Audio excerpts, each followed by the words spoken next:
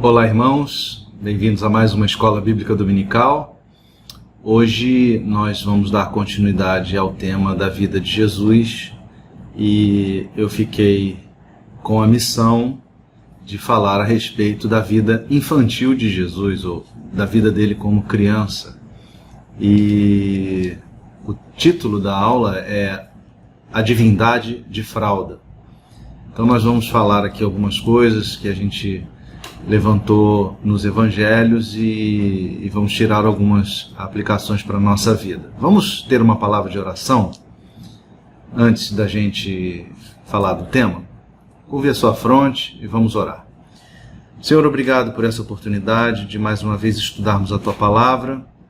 Que o Senhor possa nos alimentar interiormente, edificar as nossas vidas, nos mostrar, ó Deus, o aprendizado que podemos extrair do Teu próprio exemplo de vida e que assim possamos, Senhor, crescer espiritualmente em direção à estatura do caráter de Cristo em nós. Muito obrigado por essa oportunidade. Oramos pedindo a iluminação do Teu Espírito em nossos corações e oramos assim em nome de Jesus. Amém.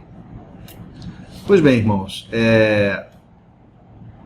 a primeira coisa que eu queria dizer é da dificuldade da gente falar desse tema, né? Porque é um grande desafio, já que são muito poucos os registros bíblicos a respeito de detalhes da vida de Jesus, né? A gente tem que lembrar, por exemplo, que são somente 2 evangelhos sinóticos que tratam da vida, do nascimento e da vida de Jesus, né? O Evangelho de Mateus e o Evangelho de Lucas.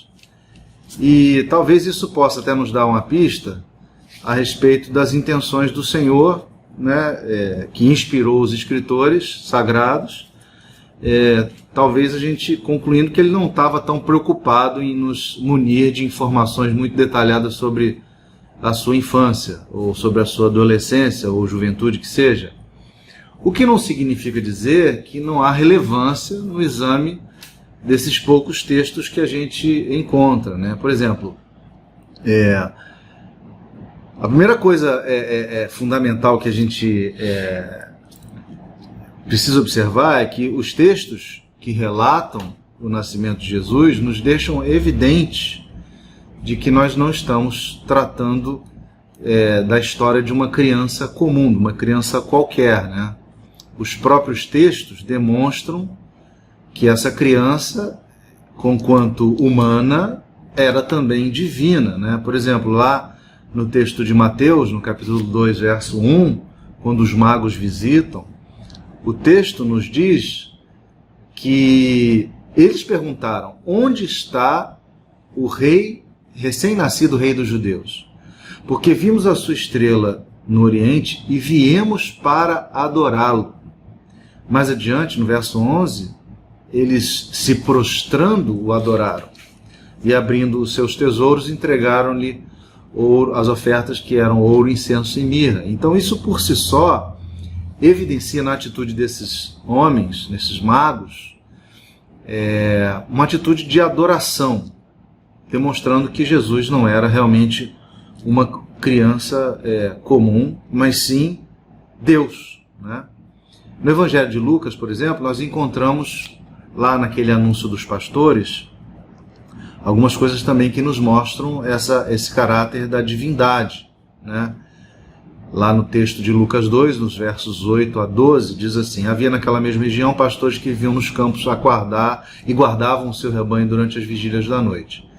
E um anjo do Senhor desceu aonde eles estavam, e a glória do Senhor brilhou ao redor deles, e ficaram tomados de grande temor. O anjo, porém, lhes disse: não temais, eis aqui vos trago boa nova de grande alegria, que o será para todo o povo. É que hoje vos nasceu na cidade de Davi o Salvador, que é Cristo o Senhor.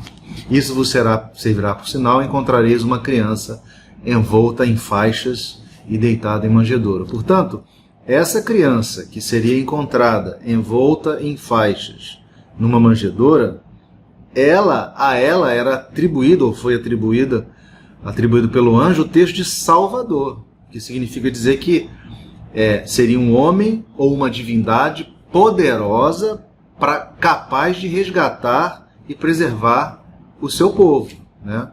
Dizer que uma criança era o Cristo significa dizer que ele era ungido de Deus por meio do Espírito Santo, para um ofício de profeta, sacerdote e rei, pois eram esses os 3 ofícios prometidos do ungido do Senhor, e essa promessa foi fartamente proclamada no Antigo Testamento, né?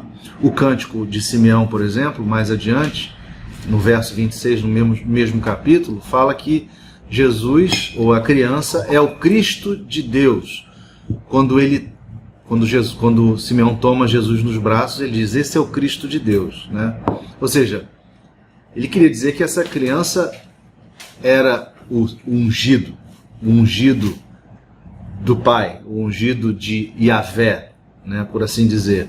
O texto a qualificação de Senhor, né, dada no Evangelho, também resgata essa questão do termo do Antigo Testamento usado para falar a respeito de Deus. Então, fica evidente que não era uma criança comum, né?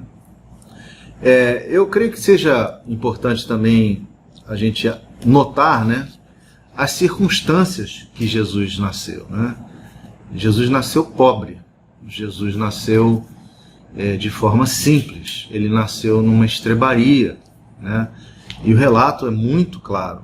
Lá em Lucas 2, no versos 4 a 7, ele diz: José também subiu da Galiléia, da cidade de Nazaré, para a Judéia, a cidade de Davi, chamada Belém, por ser ele da casa e família de Davi, a fim de alistar-se com Maria, sua esposa, que estava grávida. Estando eles ali, aconteceu completarem-se os dias. E ela deu à luz a seu filho primogênito, enfaixou-o e o deitou numa manjedoura, porque não havia lugar para eles na hospedaria, né? Passando esse período do nascimento de Jesus, na realidade, os textos canônicos ou bíblicos, eles vão ficando cada vez mais escassos, né? E aí é fato mesmo que a infância de Jesus, ela tem pouquíssimos registros, né? A gente tem Mateus registrando seu nascimento, mas a gente vê, por exemplo, que Mateus salta da fase da época do nascimento direto para a época do ministério. E isso para nós gera uma dificuldade de fazer qualquer tipo de elucubração a respeito da evolução dessa criança a partir do Evangelho de Mateus. Mateus, por exemplo, diz que quando os pais voltam do Egito e vão habitar em Jerusalém, diz o texto, no capítulo 2, verso 23, que ele foi habitar numa cidade chamada Nazaré, para que se cumprisse o que fora dito por intermédio dos profetas, ele será chamado Nazareno. Então Jesus seria chamado Nazareno.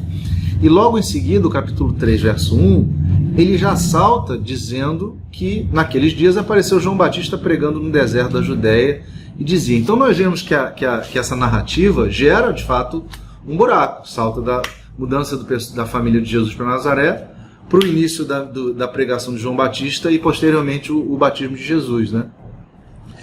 E, efetivamente, o único texto bíblico que nos dá um pouco mais de informações sobre a infância ou adolescência de Jesus é o Evangelho segundo Lucas, né? E é importante também, eu acho, fazer uma observação que há alguns textos dos livros chamados apócrifos, né, que foram encontrados, né, no início da era cristã, né, nos primeiros séculos, que relatam episódios da infância de Jesus, né? Diga-se de passagem que a tradição oral dos primeiros crentes, né, dessa nossa era cristã e os livros apócrifos, eles na verdade tornavam-se documentos importantes que revelavam um pouco como era a vida e como era o pensamento daquele pessoal do início do caminho, do início da cristandade, né? Mas esses textos não eram abraçados pela igreja, nunca foram abraçados pela igreja oficial, né? Muitos desses textos eles foram produzidos até para satisfazer demandas ou curiosidades populares a respeito de como teria sido a infância de Jesus e como teria sido sua vida com seus pais nesse período, né? Então, por exemplo, eu cito aqui três nomes curiosos, né, de livros apócrifos. O livro da infância de Salvador é um deles. A história de José o carpinteiro é outro. E o Evangelho árabe da infância também é um terceiro exemplo, dentre alguns outros, tá? E depois a gente observa que existem algumas histórias muito fantasiosas nesses livros, né? Mas logo após o nascimento de Jesus, nós vemos então que há um relato da circuncisão. E aqui é realmente importante a gente comentar essa questão da circuncisão, porque era evidente que os seus pais, José e Maria, eram pessoas piedosas que seguiam a lei mosaica. E é exatamente nesse contexto que eles levam Jesus no templo para a circuncisão. Lá em Lucas, no capítulo 2, versos 21 a 24, é relatada a circuncisão. E lá diz assim: completados 8 dias para ser circuncidado o menino, deram-lhe o nome de Jesus, como lhe chamaram o anjo, antes de ser concebido. Passados os dias da purificação dele segundo a lei de Moisés, levaram-no a Jerusalém para o apresentarem ao Senhor, conforme o que está escrito na lei do Senhor. Todo primogênito ao Senhor será consagrado, e para oferecer um sacrifício segundo o que está escrito na referida lei, um par de rolas ou 2 pombinhos, né? Essa observância da lei mosaica, né, da Torá, é uma importante evidência, né, do tipo de criação que Maria e José davam a essa criança, ou que ela receberia, no caso, né? Segundo a lei lá no livro de Levítico, no capítulo 12, né, a mãe e o pai deveriam observar certas condições após o parto, né?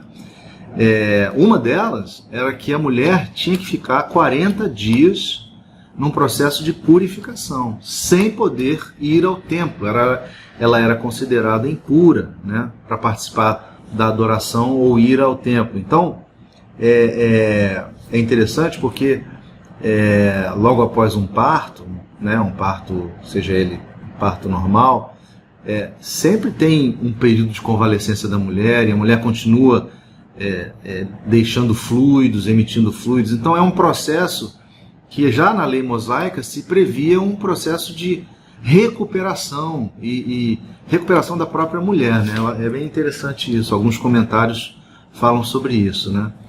E a observância disso era uma característica importante da piedade dos pais. Agora, também fica evidente pelo texto que Jesus teve uma infância simples, né? Ele nasceu de um casal pobre, porque a oferta de rolinha, ou duas pombas, na verdade era a menor das ofertas, porque lá em Levítico diz que você pode ofertar um cordeiro, né? E se você tiver posses, mas se você não as tiver, você pode ofertar também um animal como um pássaro, que no caso a rolinha, que era acessível a qualquer pessoa. Qualquer pessoa pobre teria acesso a um animal desse para fazer o sacrifício, né? Agora, acho também importante a gente mencionar, né, que o relato dessa circuncisão de Jesus demonstra a importância dessa ordenança de Deus, que remete a um Deus de aliança, remete à aliança que Deus fez com Abraão lá no capítulo 17 de Gênesis, no início da Bíblia. Quando você lê lá, Deus chama Abraão, promete a ele estar com ele e abençoar a sua descendência, e estabelece como ordenança a circuncisão, como marca dessa aliança, né? Era um sinal externo dessa aliança, né, que ficava marcado no corpo dos descendentes masculinos, né, ou dos homens, né? E uma aliança perpétua, né? E é bem legal a gente ver que na nossa doutrina presbiteriana nós consideramos que essa ordenança que estabelece uma aliança, e crendo num Deus de aliança, essa ordenança ela se reflete depois no batismo, né? Nós cremos que o batismo, que não é o batismo de João Batista, né? Mas é o batismo efetuado seja na conversão, seja na criança, né? Numa criança recém-nascida, esse batismo para nós é uma evidência externa dessa aliança que temos com Deus.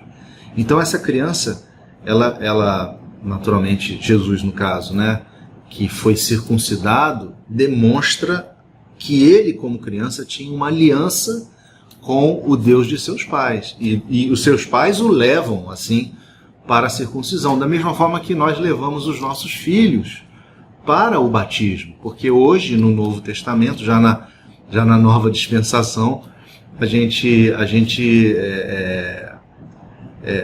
crê, né, que o batismo é essa continuidade da aliança, do Deus da aliança, né? E a gente vê que isso se tornou a marca da igreja ao longo dos séculos, né? Então, falando um pouco dessa evolução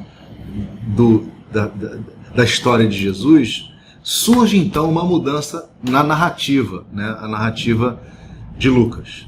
E aí ele começa a falar ou dar um pouco mais de detalhes a respeito da vida de Jesus e da infância de Jesus. Diz lá em Lucas, e agora o texto é mais longo, Lucas 2, 39 a 52, temos aí o texto que fala um pouco mais da vida de Jesus. Nós vamos ler. Então diz assim o texto, verso 39.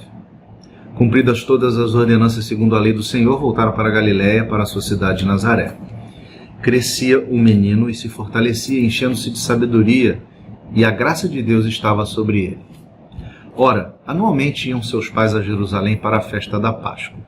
Quando ele atingiu os 12 anos, subiram a Jerusalém, segundo o costume da festa. Terminados os dias da festa, ao regressarem, permaneceu o menino Jesus em Jerusalém, sem que os seus pais o soubessem. Pensando, porém, estar ele entre os companheiros de viagem, foram a caminho de um dia, então passaram a procurá-lo entre os parentes e os conhecidos. E não o tendo encontrado, voltaram a Jerusalém à sua procura. 3 dias depois, o acharam no templo, assentado no meio dos doutores, ouvindo-os e interrogando-os. E todos os que o ouviam muito se admiravam da sua inteligência e das suas respostas. Logo que seus pais o viram, ficaram maravilhados, e sua mãe lhe disse: Filho, por que fizeste assim conosco? Teu pai e eu, aflitos, estamos à tua procura. Ele lhes respondeu: Por que me procuráveis? Não sabias que me cumpria estar na casa de meu pai? Não compreenderam, porém, as palavras que lhes dissera. E desceu com eles para Nazaré, e era-lhes submisso.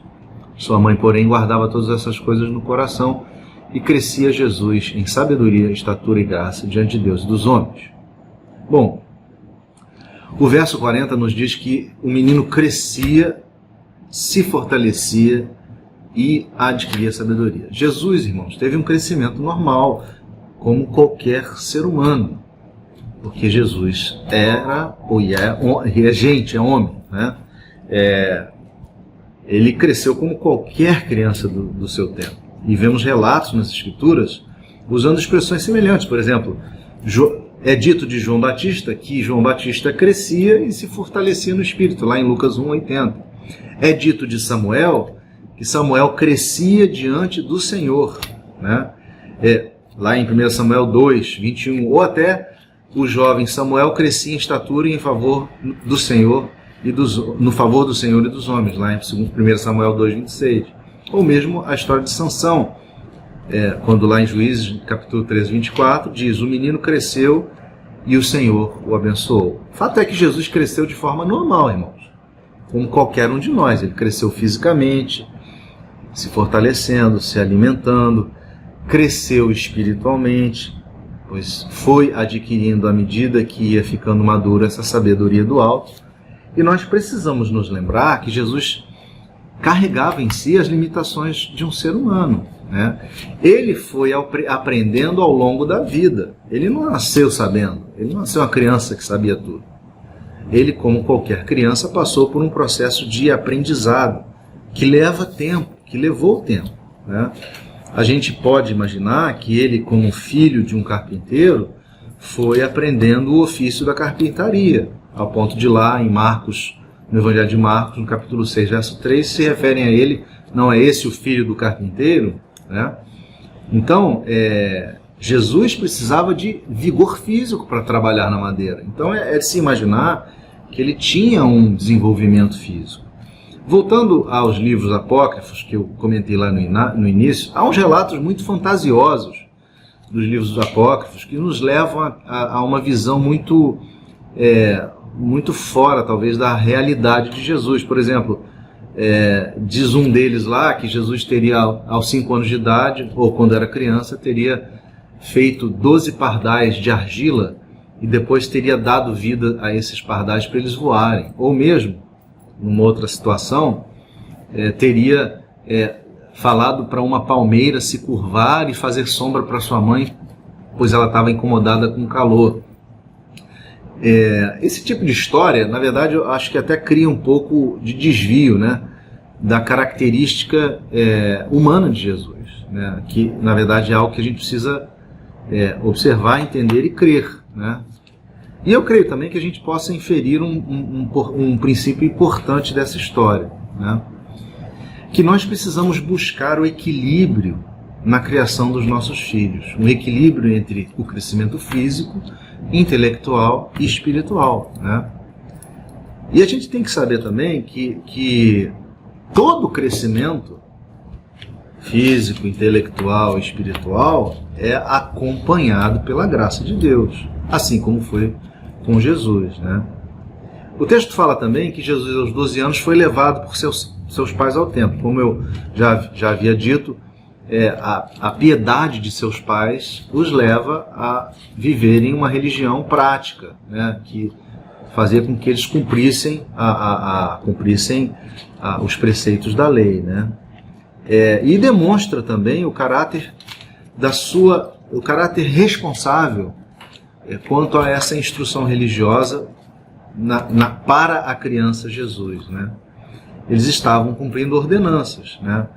Pois era um mandamento e até um costume os judeus do sexo masculino irem a Jerusalém, judeus adultos, maduros, né? E aí incluía um jovem adolescente de 12 anos, irem a Jerusalém 3 vezes ao ano para comparecer nas festas, né, da Tabernáculo, na festa do Pentecoste e na festa da Páscoa, né?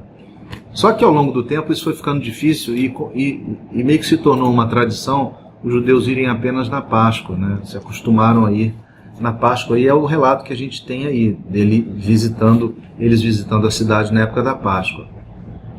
Mas é nessa festa que a gente também tem alguns insights sobre a vida de Jesus, né? Nós vemos uma criança interessada nas coisas de Deus, uma criança em transição, na verdade, para a adolescência, né?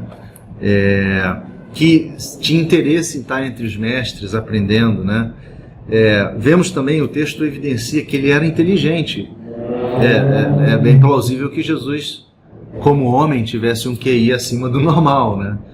Pois ele fazia perguntas e dava respostas, e naturalmente isso era fruto de um aprendizado. Ele não usava isso no seu atributo divino, era seu atributo humano, né? Se manifestando ali, né? Algo que foi construído na vida dele ao longo dos anos. Ele ouvia e fazia perguntas, ele tinha opinião, né? Como criança tem, né? Eu queria também dizer o seguinte, que a gente precisa entender, na minha visão, que uma das maiores necessidades das crianças, e também depois de adolescentes e jovens, é serem ouvidos nas suas questões, nas suas dúvidas, né? Nós, como pais, precisamos estar abertos e atentos a essas demandas, e isso determina muito do equilíbrio da família, né? Nesse episódio, por exemplo, Jesus naturalmente tinha um interesse, ele foi ao templo e ele sentou para ouvir mestres, sentou para para conversar, fazer perguntas, para responder. Então, é muito importante a gente aprender com essa experiência, porque os nossos filhos vão nos fazer perguntas difíceis. E nós vamos ter que ter a humildade de dizer que a gente não sabe, ou que a gente vai buscar a resposta, né? Agora, também vemos uma coisa bem curiosa, que eu acho que vale a pena mencionar, é que nesse episódio a gente também vê que a vida é marcada por contratempo. Nem tudo é perfeito, né? Os pais de Jesus eventualmente foram relapsos ali quanto ao cuidado, né? Porque era comum nessas festas, depois da festa, né, as pessoas voltarem para suas cidades em caravanas, centenas, milhares de pessoas, né? E a característica dessas caravanas era curiosa, porque eles eram normalmente divididos em dois blocos de pessoas, dois grupos de pessoas. Um grupo que ia à frente, que eram as mulheres e crianças, e o grupo que ia atrás, que eram os pais, ou os homens, digamos assim, adultos. E como Jesus tinha 12 anos, ele estava naquela transição, ele poderia estar no grupo da frente quanto no grupo de trás. Então é muito provável que Maria pensou assim, Jesus deve estar lá atrás com o José. E José pensou assim, Jesus deve estar lá na frente com a Maria. E foi o famoso deixa que eu deixo. E ninguém checou e ninguém foi ver. E aí a história nos diz, o Evangelho nos relata, que depois de um dia de caminhada eles se deram conta, cadê a criança? Cadê Jesus? Né? E aí foi então quando eles se dão conta e retornam para Jerusalém para ver o que tinha acontecido, e só vão encontrar ele 3 dias depois, né? Então é importante a gente saber que a caminhada com criança, com filhos, ela tem contratempo, ela tem eventualmente falhas nossas, e a gente tem que lidar com as falhas naturalmente. Né, na hora que você identifica a falha, você toma uma ação para remediar a falha. É absolutamente normal, né? Agora, o último ponto desse texto que eu gostaria de ressaltar é a questão da submissão, né? Como isso é importante, como é uma coisa que a gente tem dificuldade de ver hoje em dia, crianças, em adolescentes e jovens, mas em crianças pequenas, crianças de 3 anos, 4 anos, respondendo, batendo na cara de pai, né? Ou seja, uma relação completamente desfigurada de como deve ser o tratamento, né? Eu creio que na relação familiar, essa, no caso de Jesus, né? O convívio dos pais ali e o jeito como eles lidaram com a vida, pelos relatos que a gente lê, alimentou positivamente essa questão da submissão de Jesus. Porque eles eram pais zelosos no ensinamento do Senhor, eles davam atenção às demandas de Jesus, né? O fato de deixá-lo no templo fazendo perguntas, naturalmente, diz respeito a permitirem que ele ali estivesse questionando os mestres, né? Atendendo suas demandas. Então eles eram pais que davam atenção a essas necessidades, né? Viabilizavam um ambiente de perguntas e respostas, dando a liberdade para, eventualmente, Jesus desenvolver os seus interesses, né? Então é muito importante a gente observar isso, porque essa é uma característica familiar que carece nas nossas famílias, né? Nós precisamos de um ambiente propício para questionamentos, para demandas, né? Para atendimento de questões, né? Então, concluindo, eu queria fazer um resumo, né, sobre essa experiência de Jesus na sua infância, né, início de adolescência, marcada por algumas características que eu acho que nós precisávamos refletir sobre elas e eventualmente buscá-las nas nossas famílias, né? A primeira delas é que os relatos nos mostram um ambiente propício para o crescimento intelectual. Também nos mostra um ambiente propício para o desenvolvimento da aptidão física, né? Também nos mostra um ambiente aberto para o desenvolvimento espiritual e a busca da sabedoria em Deus, né? Uma outra coisa que a gente tem que também perceber, e que é muito importante, é que na família devemos viabilizar, né, o desenvolvimento da fé. Nós precisamos dar exemplos, nós precisamos levar nossos filhos à igreja, nós precisamos falar da palavra de Deus para os filhos, inculcar neles a palavra de Deus, como diz a Bíblia, e responder às suas questões, né? Estarmos aptos e abertos às suas questões e dilemas, né? E caminharmos com eles nessas questões e dilemas, até as últimas consequências. Me permitam um exemplo pessoal. O meu filho sempre foi muito questionador, e numa certa época da vida ele tinha muitas perguntas, só que ele começava a me fazer pergunta às 11h30 da noite. Eu já estava para lá de Bagdá, morto de cansaço. Mas eu percebia que era necessário que eu gastasse com ele energia e tempo para poder tentar tirar as dúvidas ou eventualmente até discutir pontos polêmicos, porque eram demandas que ele tinha e era a hora que ele tinha demanda. Então, a Andréia falava: olha, eu estou muito cansado, eu não consigo continuar, toca você daí. E aí eu tocava com ele, eu conversei até 2 da manhã, 2h30 da manhã, não foi uma nem 2 vezes, foram muitas vezes. Então a gente tem que estar disposto, tem que ter vontade para fazer isso, porque depois a gente colhe esse fruto muito bem colhido, né? A família também ela deve ser um ambiente que permite que nós nos permitamos cometer erros, equívocos. Irmãos, todos nós erramos. Jesus, Maria e José erraram. Eles não prestaram atenção, deixaram o filho na cidade, né? Acharam que estava com um ou com o outro, essa é uma inferência, né? E erraram. Quer dizer, a criança ficou lá 3 dias sumida. Quer dizer, imagina hoje, numa situação dessa, como é que a gente não seria agonizante, né? O fato é que eles retornaram para a cidade e remediaram a situação, né? E por fim, a nossa casa tem que ser um ambiente que permite a compreensão, que favorece a compreensão das demandas e dos dilemas de cada um, né? Eu acho que se nós usarmos isso como exemplo, nós teremos filhos que vão crescer em estatura e graça diante de Deus, em sabedoria, seguindo a palavra e tendo a sua experiência com Deus. Que Deus abençoe você, que essa reflexão da Escola Bíblica Dominical possa te ajudar e gerar frutos na sua vida. Amém? Deus te abençoe. Até a próxima.